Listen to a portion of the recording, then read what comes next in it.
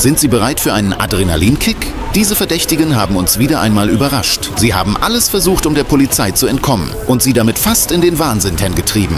Die gesamte Verfolgungsjagd wurde von Kameras aufgezeichnet und in den Polizeiberichten detailliert festgehalten. Jetzt beginnen 20 actionreiche Minuten. Vergessen Sie nicht, sich anzumelden und einen Kommentar zu hinterlassen.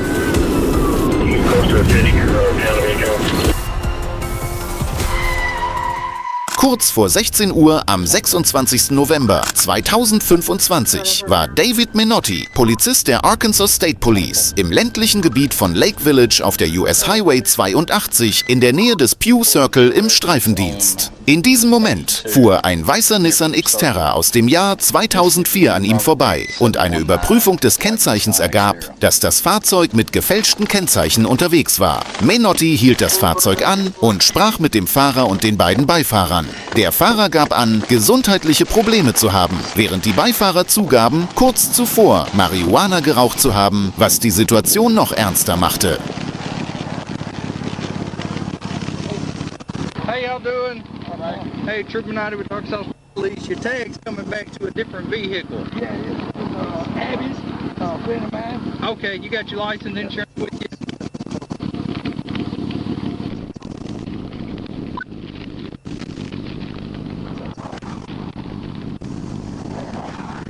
All right, Jesse. Dr. Cannon. Yes. Come here real quick. Come talk to me.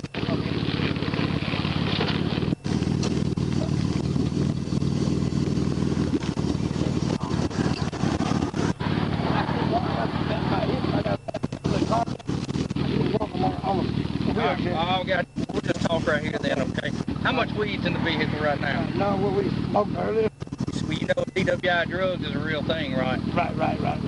See, whenever you say you smoked earlier, that's not a good sign, right? They smoked earlier, I didn't. You didn't smoke earlier? No. Okay. All right, y'all give me 1 second, okay?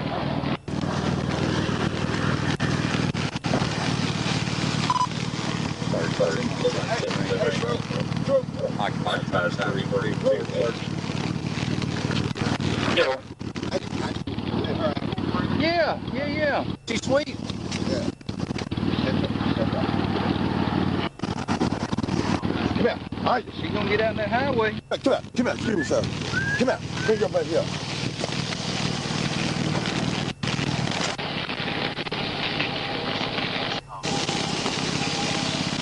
Hey, buddy, go ahead and have a seat, okay? Just until I get y'all situated.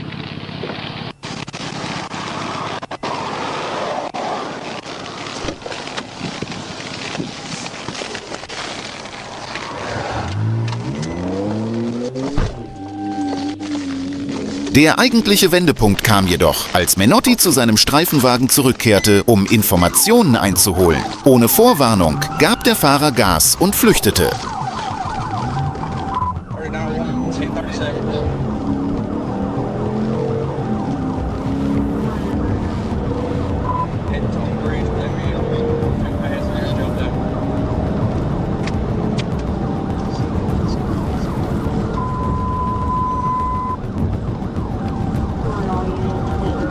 Xterra raste in Richtung Mississippi River Bridge nach Osten, schwenkte plötzlich auf die mittlere Spur und beschleunigte auf über 100 Meilen pro Stunde. Gefährliche Spurwechsel, unkontrollierte Schlingerbewegungen und Manöver, bei denen er fast auf die Gegenfahrbahn geriet, machten die Verfolgungsjagd zu einem hochriskanten Ereignis. Menotti unternahm seinen ersten TVI-Versuch gegen 15:57 Uhr, war jedoch nicht erfolgreich. Das zweite Manöver veränderte den Verlauf der Verfolgungsjagd.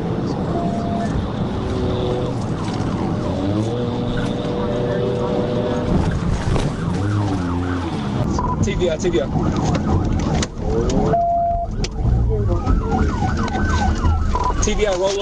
Nach der zweiten Kurve kam der Xterra von der Straße ab, rutschte in den Graben auf der Südseite und überschlug sich. Nach dem Unfall, bei dem das Fahrzeug völlig zerstört wurde, verwandelte sich der Unfallort augenblicklich in ein Chaos. Feuerwehr und Rettungskräfte konnten den Fahrer nur mit Mühe aus dem auf dem Dach liegenden Fahrzeug befreien. Die Insassen Christopher Cantrell und Roderick Payne wurden von den Einsatzkräften aus dem Bereich entfernt. Der Fahrer wurde zur Untersuchung seines Gesundheitszustandes ins Krankenhaus gebracht. Zu den Anklagen, denen sich der Fahrer stellen muss, gehören schwerwiegende Vorwürfe wie Flucht mit hoher Geschwindigkeit, Nicht-Anlegen des Sicherheitsgurts, Fahren ohne Versicherung, gefälschte Nummernschilder und Fahren ohne Zulassung. Driver, I want to help, but I need to hear you.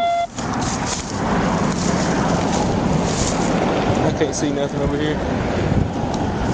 Hold on. You got cover? Yeah, I got you. Take cover. Take cover.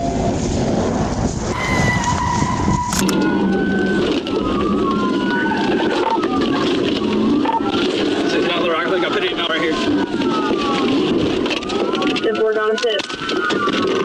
Um 18:40 Uhr meldete die Polizei von Mayflower die Flucht eines schwarzen Jeep Cherokee älteren Modells und forderte Unterstützung von den Einheiten in der Region an. Wenige Minuten später verlagerte sich die Verfolgungsjagd nach Faulkner County und entwickelte sich zu einer rasanten Verfolgungsjagd in Richtung Conway.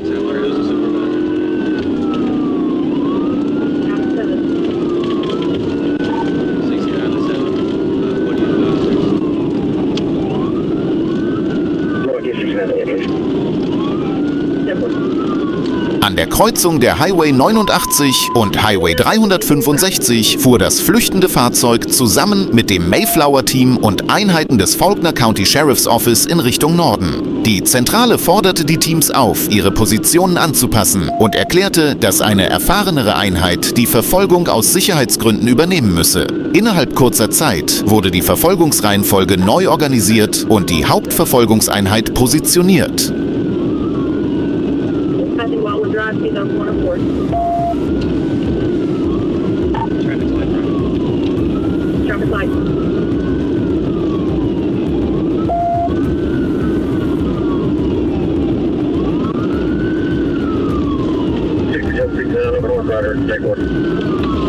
Tempo, we're coming up on.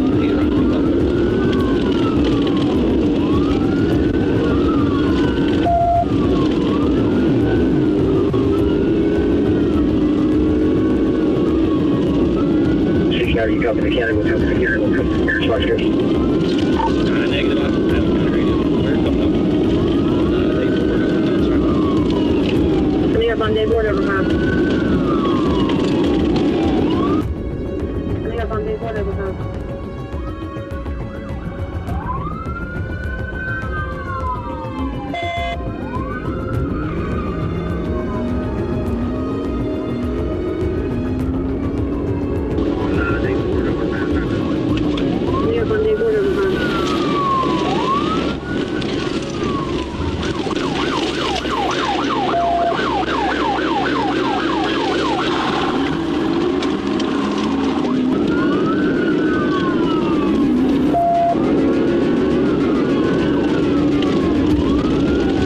Als die Verfolgungsjagd mit sehr hoher Geschwindigkeit in die Innenstadt von Conway führte, gefährdete der Verdächtige den dichten Verkehr, indem er mehrere rote Ampeln überfuhr.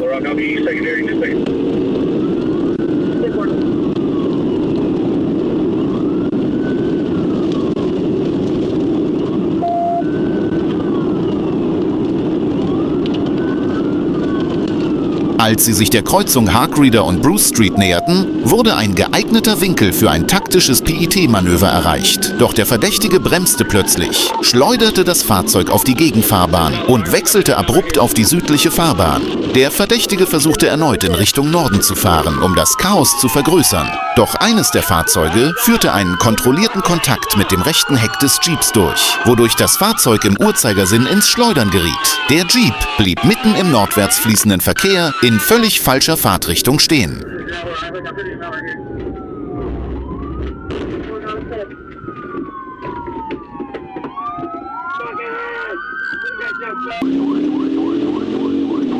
Hey, see if you can get him before we get to Conway.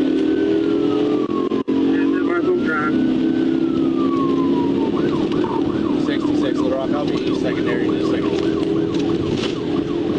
Als der Verdächtige erneut zu fliehen versuchte, wurde diesmal eine mehrteilige Spin-and-Pin-Aktion gestartet. Durch gleichzeitige Pinning-Manöver von vorne, hinten und den Seiten wurde das Fahrzeug vollständig immobilisiert und seine Bewegungsfähigkeit ausgeschaltet. Nach Beendigung der Flucht wurde die Identität des Fahrers festgestellt: Jameson Smith. Es wurde festgestellt, dass Smiths Name mit mehreren Gewaltvorfällen in der letzten Zeit und einem kürzlich erfolgten bewaffneten Überfall in Verbindung steht. Smith wurde vom Mayflower Police Department festgenommen und wegen der entsprechenden Vorwürfe angeklagt.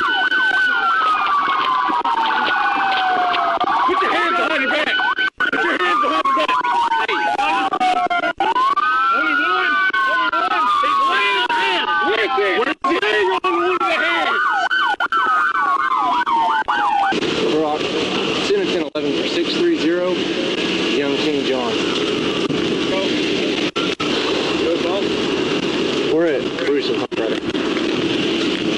What'd you say, John? You good?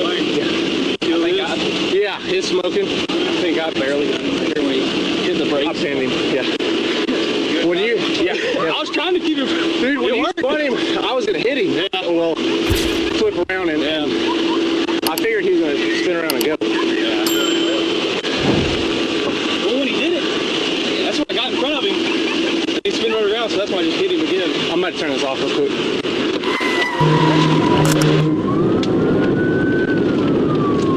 Close to a city or a town of any kind. Harrison, I hit him. Am Abend versuchte Trooper T. Roberson, I-8, aufgrund mehrerer Verstöße gegen die Ausrüstungsvorschriften ein Fahrzeug routinemäßig anzuhalten. Der Fahrer beschleunigte jedoch plötzlich und versuchte zu fliehen, woraufhin eine riskante Verfolgungsjagd begann.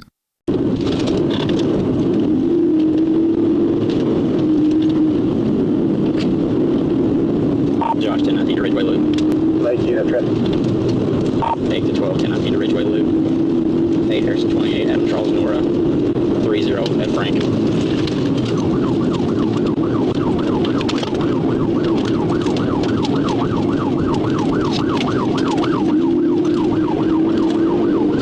There's I got one on south of me on Ridgeway Loop. That's right. Hey, 14. What's the description of the vehicle?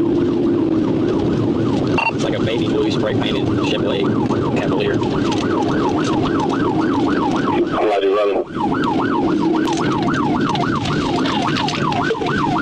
Als die Situation immer ernster wurde, wurde Trooper J. Valentin 112 zur Unterstützung in das Gebiet geschickt. Der flüchtende Fahrer gefährdete den Verkehr, indem er zeitweise auf die Gegenfahrbahn wechselte und mit hoher Geschwindigkeit weiterfuhr, wodurch er das Risiko noch weiter erhöhte.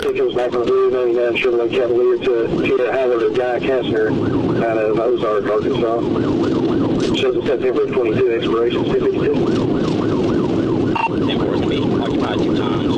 Back northbound on 65, speeds 105. Traffic is light.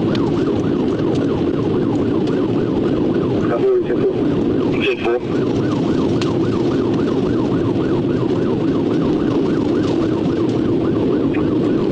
Here's not well.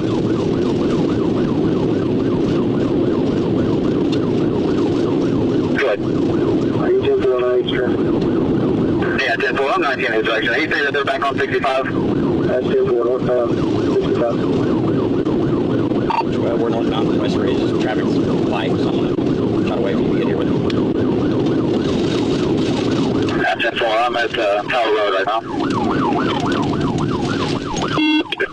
Here's in the vehicle. He's traveling the wrong way, Harrison. He's northbound to southbound lanes. Während der Verfolgungsjagd fuhr der Verdächtige auf entgegenkommende Fahrzeuge zu und verursachte damit eine ernsthafte Kollisionsgefahr. Yeah, 10-4, he's hammered down northbound to southbound lanes. We can try to get him stopped. 10-4, Harrison, I'm going to go ahead and stop traffic on southbound lane. It's pretty full. That's right, that's what 317.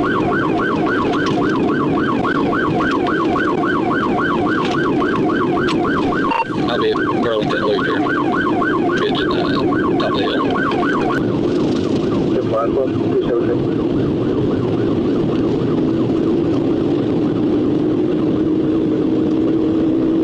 I'll be at Burlington Loop here. Ridge, top of the hill. Turn down Wood Springs. Turn down Wood Springs.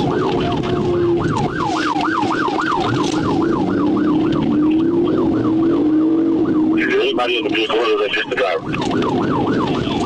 Before sir, it's occupied 2 now.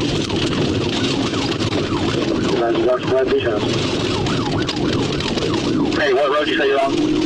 Elmwood Springs, speeds around 50, 55. Yeah, 10-4, Elmwood Springs.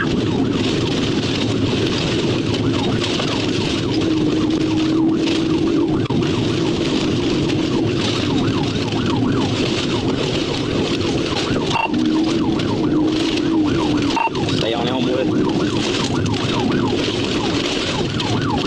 10-4, Harrison, I'll be on Elmwood Springs. 11505. Believe it's going to go to residence. Believe it's going to dead end.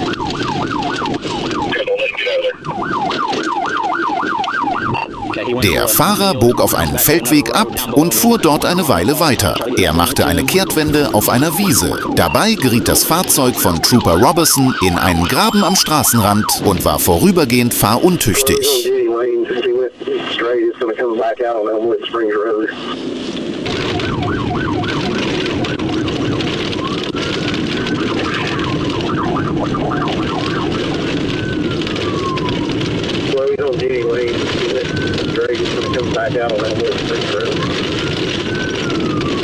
Harrison, I'm out of it.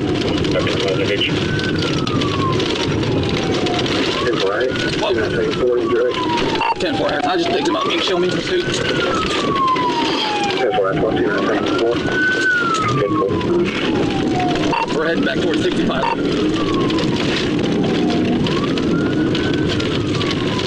What would you there? We're heading back towards 65. I've got him in my phone.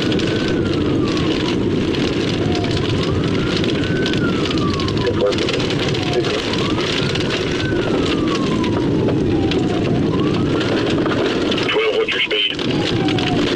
Right now we're just at 45-50, but and it looks like we're going to be back northbound on 65.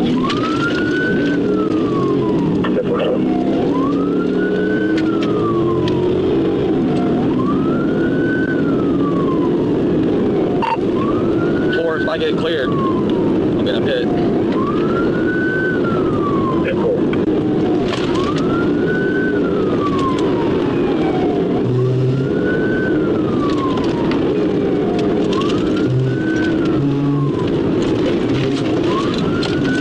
What's your traffic like? Northbound traffic's very light. Your speed? Speed's approximately 105. That's what. Go ahead. You will keep me informed of your location. You're not showing up on the van. That's it. You close to a city or a town of any kind? Harrison, I've hit him. He wrecked out. Rolled several times. Go ahead and give me EMS. One's ejected. Trooper Valentin, der die Verfolgung übernahm, schloss schnell die Lücke und erreichte das Fahrzeug des Verdächtigen. Dank einer geschickten Taktik konnte das Fahrzeug erfolgreich gestoppt und die Flucht beendet werden. Es wurde bestätigt, dass der flüchtige Fahrer seine Behandlung abgeschlossen hat, sein Gesundheitszustand stabil ist und er offiziell wegen der entsprechenden Vorwürfe vor Gericht gestellt wurde.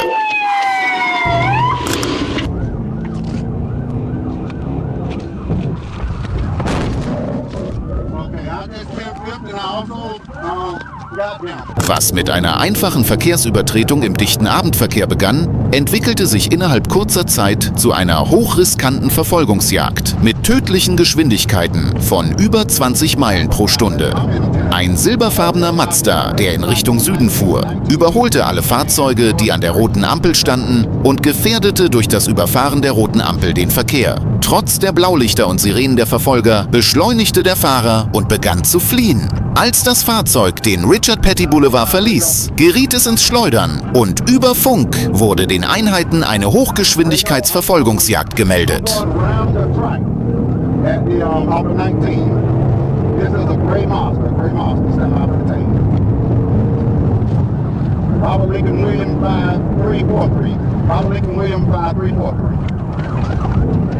Speedway and Low Gloucester Road. I'm inside of, I believe it's Erie County. I'm inside of Henry County. You clear? Als der Mazda über den Speedway Boulevard nach Henry County fuhr, wechselte er mehrmals die Fahrbahn und hätte beinahe Dutzende von Fahrzeugen gerammt. Das Überholen auf blinden Hügeln über doppelte gelbe Linien hinweg stellte eine Gefahr dar, die fast mehrere Menschen das Leben gekostet hätte. 945 radio on that. South Bridge Road. Okay, if I hear the vehicle head on, stand by. It's a gray monster, gray monster.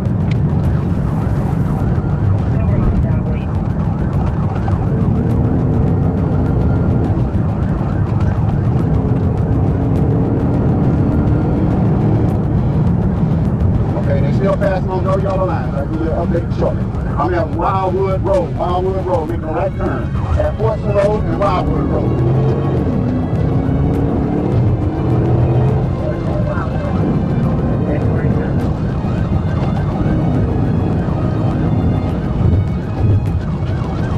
Okay, they're driving on the wrong side of the road.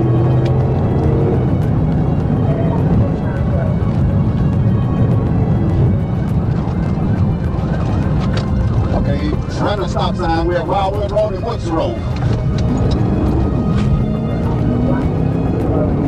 Okay, I'm gonna try and 704 up here.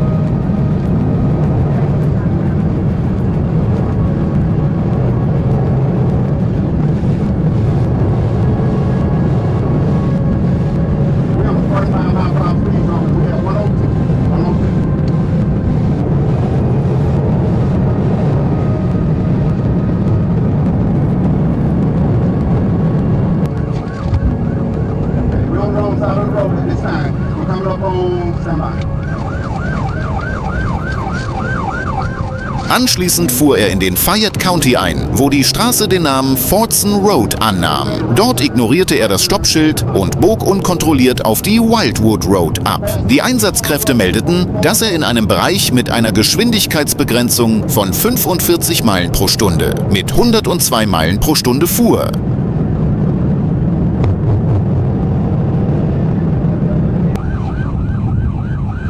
Okay, we're on the DOT zone. Semi-stop.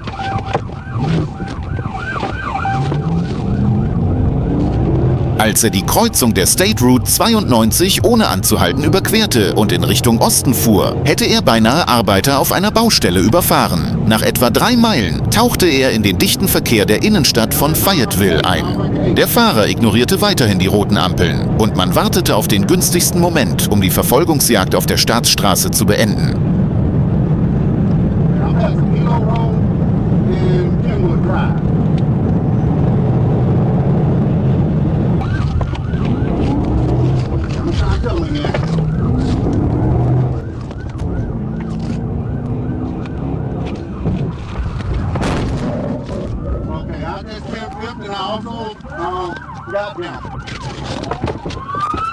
Als er auf die State Route 314 abbog, bot sich die Gelegenheit und die Einsatzkräfte planten eine PET-Aktion. Nach dem Kontakt verlor der Mazda die Kontrolle, schleuderte gegen den Uhrzeigersinn und prallte gegen einen plötzlich anhaltenden Chevrolet Malibu. Anschließend kam es zu einer leichten Berührung zwischen dem Polizeifahrzeug, das zum Anhalten versuchte, und einem roten Toyota Camry, der aufgrund einer Bremsschwäche auf dem Seitenstreifen stand. Der flüchtige Fahrer und seine Beifahrerin wurden am Unfallort ohne Probleme festgenommen. Bei der Durchsuchung des Fahrzeugs wurde eine große Menge Marihuana gefunden, die als Beweismittel an die Polizei von Lovejoy übergeben wurde.